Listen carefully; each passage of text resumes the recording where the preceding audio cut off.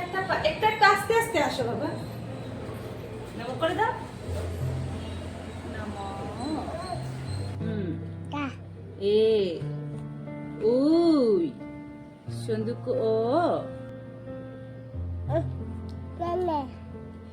ইয়ে সাবাস। কি এটা কি এনেছো? আমার জন্য গিফট এনেছো বাবা?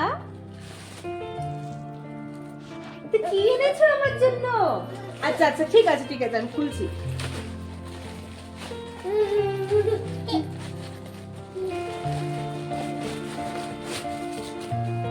Wow!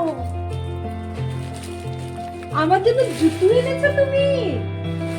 বাহ, দেখি তো।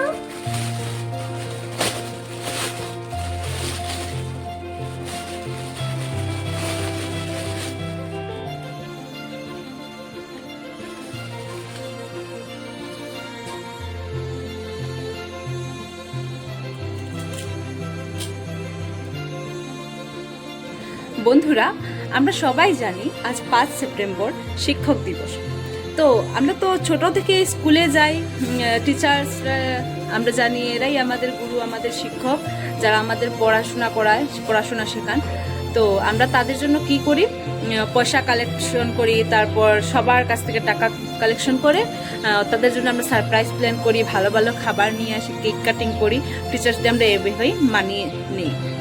কিন্তু আমরা ভুলে যাই যে আমাদের প্রথম গুরু, যে আমাদের মা, যিনি প্রথম শুরু থেকেই আমাদের জন্ম দেওয়ার পর থেকেই আমাদের খাওয়ানো থেকে কিভাবে লিখতে হয়, কিভাবে পূজা করতে হয়, কিভাবে মানুষকে সম্মান করতে হয়, কিভাবে মানুষকে আদর করতে হয়, কিভাবে পশু পাখিকে লালন পালন করতে হয়, সবাইকে ভালোবাসা দিতে হয়, ছোট ছোট মূল্যবোধ শিক্ষার যেগুলা ছোট ছোট মূল্যবোধ শিক্ষা যেগুলা, ওইগুলো আমাদের মা এবং বাবা, পরিবার স্বজনের কাছ থেকেই পাওয়া যায়।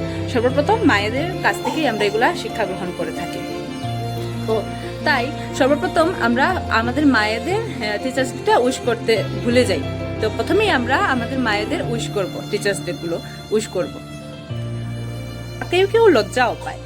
তো আমি বলবো এটা লজ্জা পাওয়ার কিছু না, এরকম লজ্জা পাবেন না। সর্বপ্রথম আপনার মা বাবাকে টিচার্স ডেটা উইশ করেন। প্রত্যেকরা আমাদের জীবনে এক এক শিক্ষার ভূমিকা পালন করে থাকে। তাই সবাইকে আমার তরফ থেকে হ্যাপি টিচার্স ডে।